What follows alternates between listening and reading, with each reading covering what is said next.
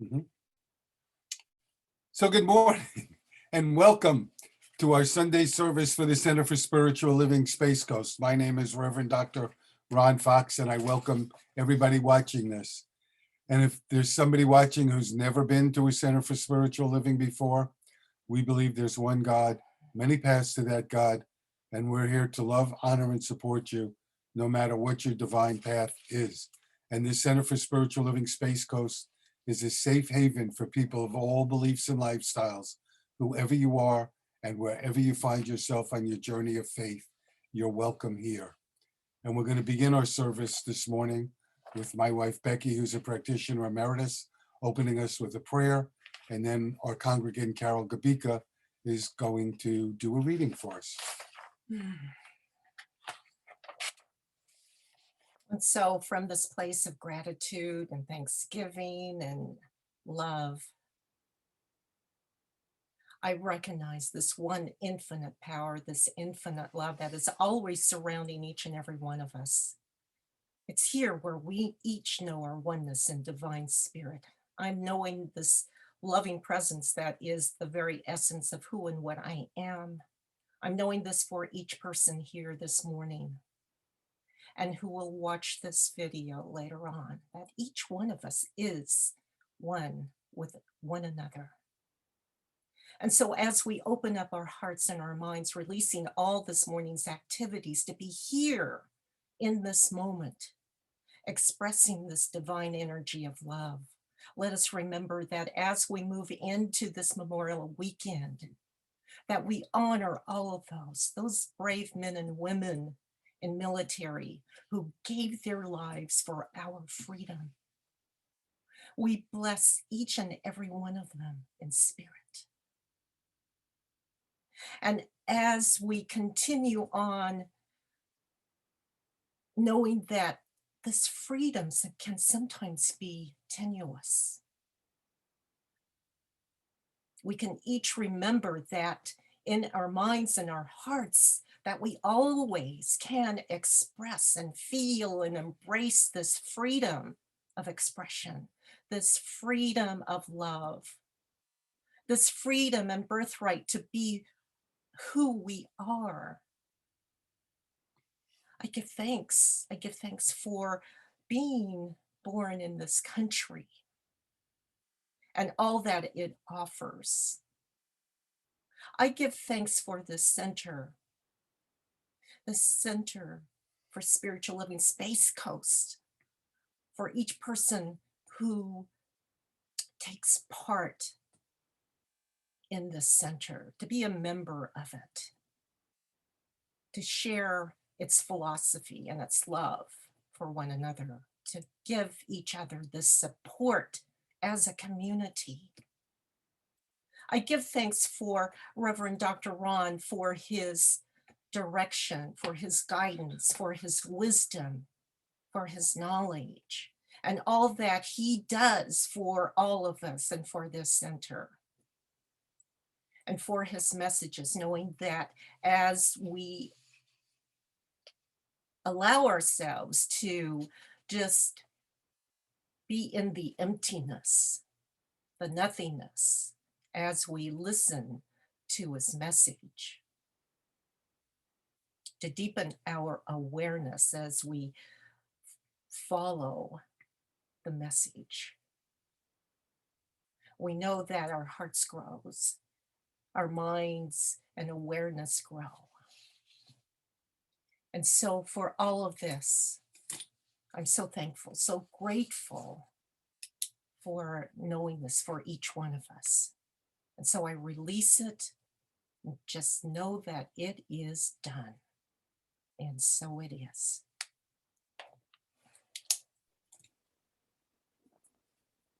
Good Thank you. deeds. Good deeds. Have you ever noticed they never come with an instruction book? Insert battery A in slot B, tighten notch C, money back guarantee. Not with good deeds. They happen when your eyes really see and your heart opens. Most times you don't really know you exercised your caring muscle. It just had to happen, that good deed. Not expecting even a nod, not thinking one is necessitated, just following your heart, letting it open doors for you, letting you notice those things that others miss, filling that undefinable gap in the life of others.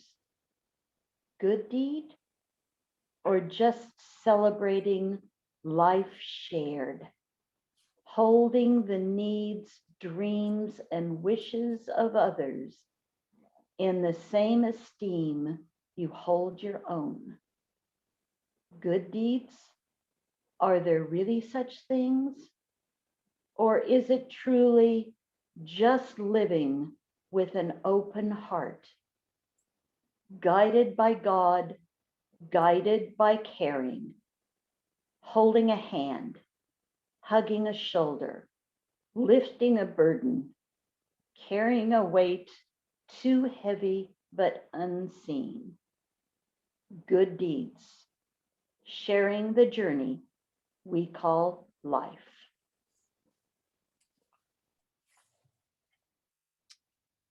Wow, thank you, Carol. That was really powerful. So, as some of you might have guessed, the title for the message this week is Doing a Good Deed. And I just want to give credit to where I got this idea from. A friend of Becky and mine named Linda Thompson is a practitioner at the Manatee Center in Bradenton, Florida. And last Sunday after the service, I was looking at her Facebook page and I saw this story. I'm not sure who wrote it, but when I read it, I said to Becky, this is going to be the basis of my message next week. So I want to read the story to you. A man was asked to paint a boat. He brought his paint and brushes and began to paint the boat a bright red, as the owner asked him. While painting, he noticed a small hole in the hull and quietly repaired it. When he finished painting, he received his money and left. The next day, the owner of the boat came to the painter and presented him with a nice check, much higher than the payment for the painting. The painter was surprised and said, "You've already paid me for the painting the boat, sir. But this is not for the paint job. It's for repairing the hole in the boat." But that was such a small service. Certainly it's not worth paying me such a high amount for something so insignificant. My dear friend, you don't understand. Let me tell you what happened. When I asked you to paint the boat, I forgot to mention the hole. When the boat dried, my kids took the boat out and went out for a fishing trip. They did not know that there was a hole, and I was not home at the time. When I returned and noticed they had taken the boat, I was desperate because I remembered that the boat had a hole. Then, imagine my relief and joy when I saw them return from fishing. Then I examined the boat and I found you had repaired the hole. You see now what you did? You saved the life of my children. I don't have enough money to pay you for your quote, small deed. So here's the message. So no matter who, when, or how, continue to help, sustain, wipe tears, listen attentively, and carefully repair all the leaks you find. You never know when one is in need of us, or when along the way you may have repaired numerous boat holes for several people without realizing how many lives you've saved. Make a difference. Oh, by the way, it's not Linda Thomas. I'm sorry, it's Linda Tompkins. So I want to just tell you a story in my own life about that. years ago, I don't exactly remember what it was, but something happened in my life that made me think of something one of our former ministers had done. And so I called her. We remained friends. And I thanked her and mentioned whatever it was. And there was a long pause. And she said to me, Ron, you know how much I love you, right? And I said, yeah. And then she said, I have no idea what the hell you're talking about. And we laughed. And she said, but it's a good thing. She said, what I want to say to you is when we live with an open heart and we go through life, we touch a lot of lives that we don't even know we touched. And that's a good thing. So I thank you for telling me I touched yours, but I know you've touched many that you'll never know. And it's true for all of us. Ernest Holmes, who founded the Center for Spiritual Living, wrote, the presence of spirit within you blesses everyone you meet, tends to heal everything you touch, brings gladness into the life of everyone you contact. Therefore, you are a blessing to yourself, to mankind, and the day in which you live. Lama Surya Das, a Buddhist teacher, tells a story about a friend of his who has a 5-year-old son. And one night, the little boy, his son, comes down to kiss him goodnight. And the dad says, hey, did you brush your teeth? And the little boy says, yes. And the dad said, did you brush your feet? And the little boy goes, no. And dad says, go up and tell your mother you didn't brush your feet. And the little boy starts up the stairs. And then he realizes, he turns around and he says to his dad, you were teasing me, weren't you? And his dad said, yes. And the little boy said, please don't do that anymore. Put yourself in my place. How would you feel? And Surya Das says, the lesson is, whatever we do, whatever we say, we need to think, how would we like to be treated like that? And he said, from that comes a sense of morality, a sense of caring, and a sense of unselfish, ethical behavior. You know, there's a Talmudic legend that says whenever a child is conceived, the angel of the night brings the fetus before God and asks God 3 questions. The first one is, how tall will this child be? And God decrees the child's height.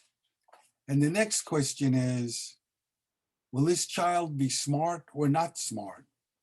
And God decrees the intellectual capacity that the child is going to have. And then the angel asks, will this child be good or bad? And God is silent. Because moral volition isn't a matter of the divine decree or predestination, but of individual choice. The former head of the Western Sufis writes that there's no limit to the responsibility that we bear towards each other. He said, isn't it our responsibility, if we know there are people in the world being tortured, to at least join Amnesty International to try to make a difference? And he said, look at your life. Where does your energy go? What are your ideals?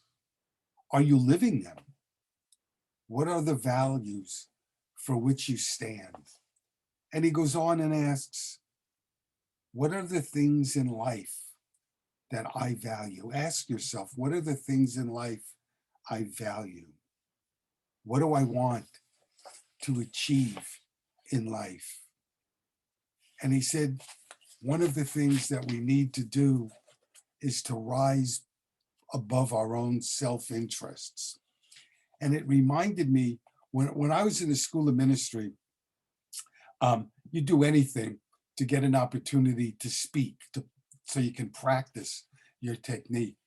And so one Sunday, I had an opportunity to speak at a center that was 100 miles from where we lived. So it was a long haul to get there. And when we got there, it was a smaller congregation and it was a much older congregation.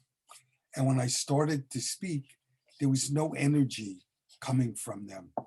And I could feel my own energy going down because I was looking, some of them seemed to be half asleep. And somehow in the middle of that, you know how your mind can be in two places at once? The thought hit me as I was speaking that they came here to be energized by me, not to energize me. And I really picked up my energy in the talk, and I could see it made a difference. And hours later, when Becky and I got home, our phone rang, and it was a good friend of ours. And she said, I heard you did a really good job today. And I said, you did? How do you know? She said, my mother's in that congregation and she called me today. And she said, I've been in religious science almost 40 years.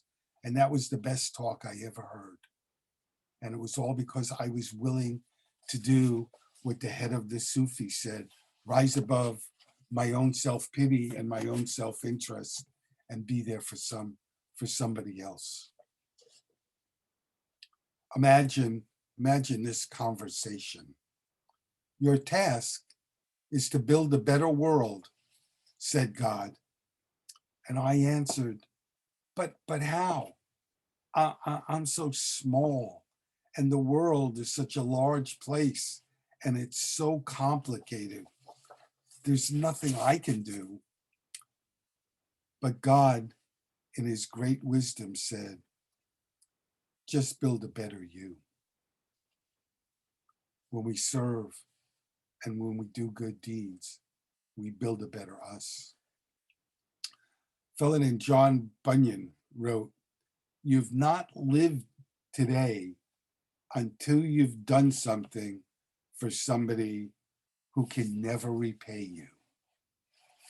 And then he makes the point that we do get repaid, because whenever we help somebody else, we feel better about ourselves.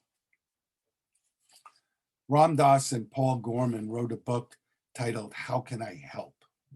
And they asked some questions in there. I want to share a couple with you.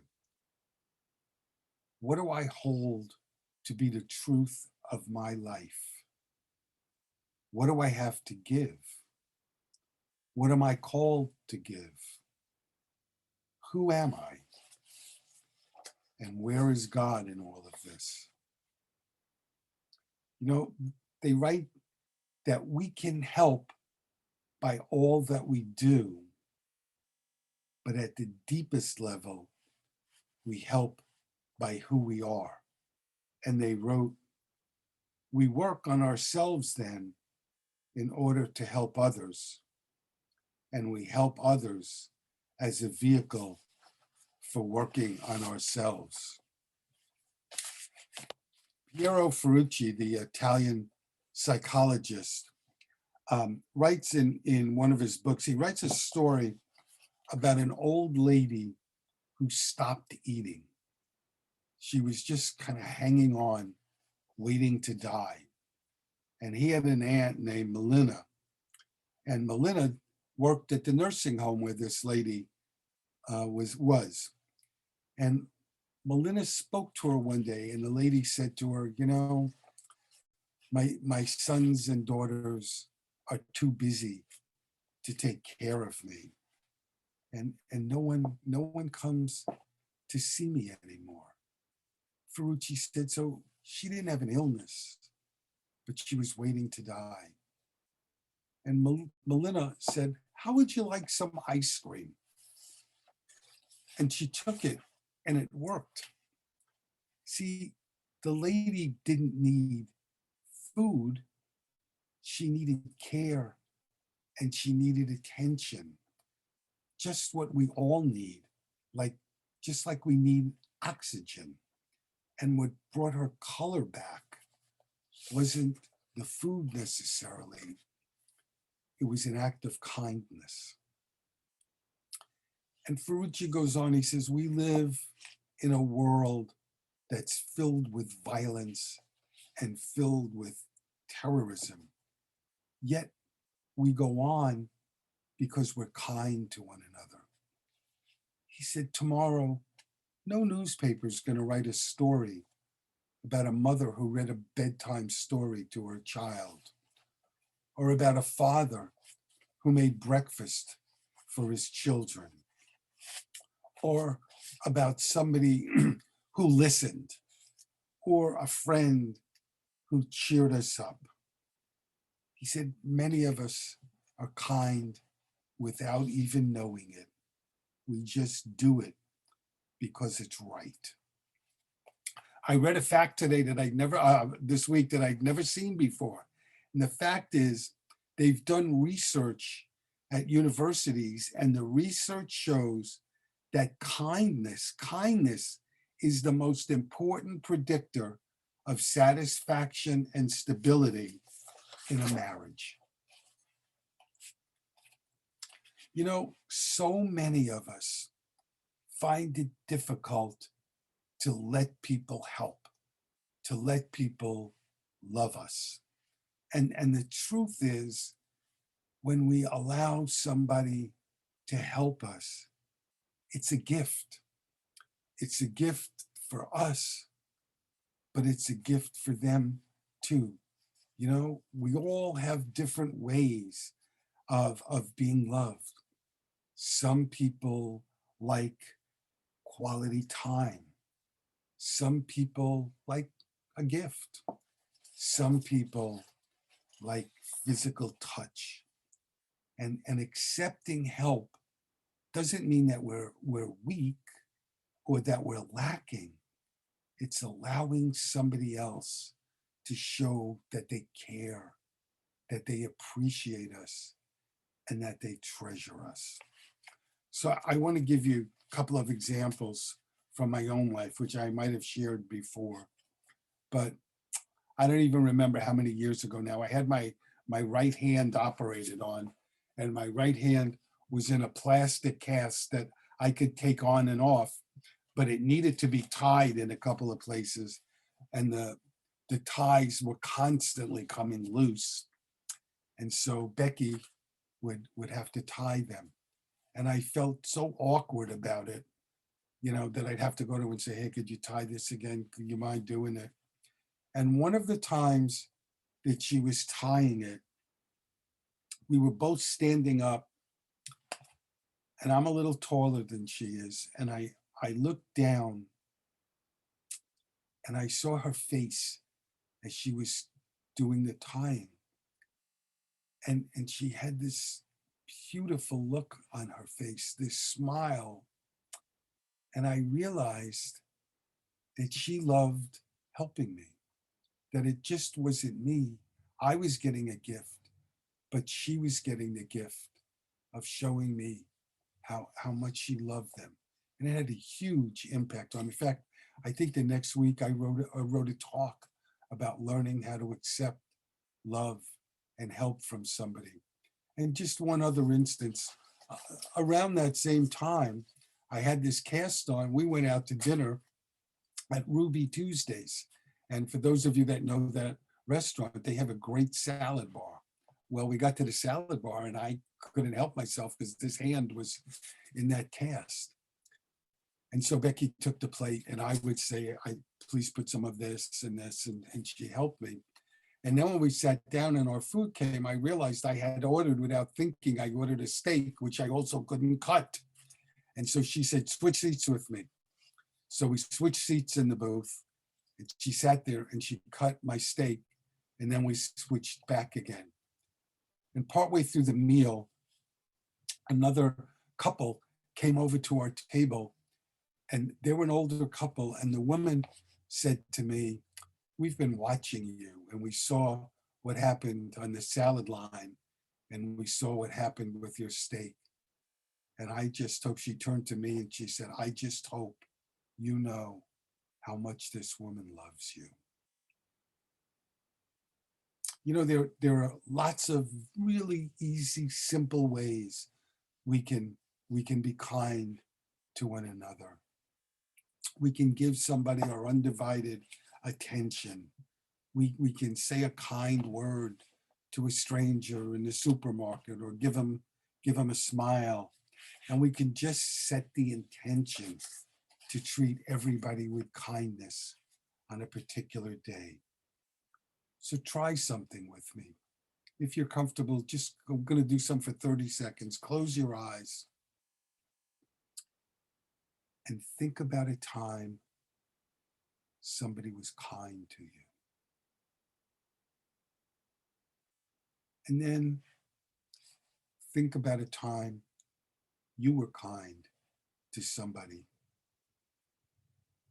And then move into your heart and notice what you're feeling. Kindness affects both people. So when you're comfortable, come back. A fellow named David Orr wrote an article saying that the planet doesn't need more successful people. What we need are more peacemakers. We need more healers. We need more restorers. We need more storytellers and lovers of every kind. The planet needs more people with moral courage. Mark Twain said, kindness is a language which the deaf can hear and the blind can see. So I want to close with something I read about the Dalai Lama. And the Dalai Lama said, when he was in Tibet, when he was still the Dalai Lama living in Tibet, people gave him respect for who he was. Even people that might not have liked him, they still gave him respect because they respected the office.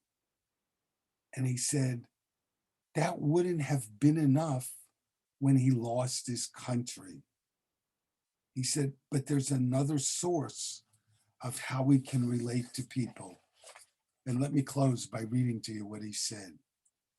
He said, you can relate to them because you're still a human being within the human community. You share that bond, and that human bond is enough to give rise to a sense of worth and dignity. That bond can become a source of constellation in the event that you lose everything else. God bless you. Thank you for being here. And I hope you have a wonderful and a blessed week.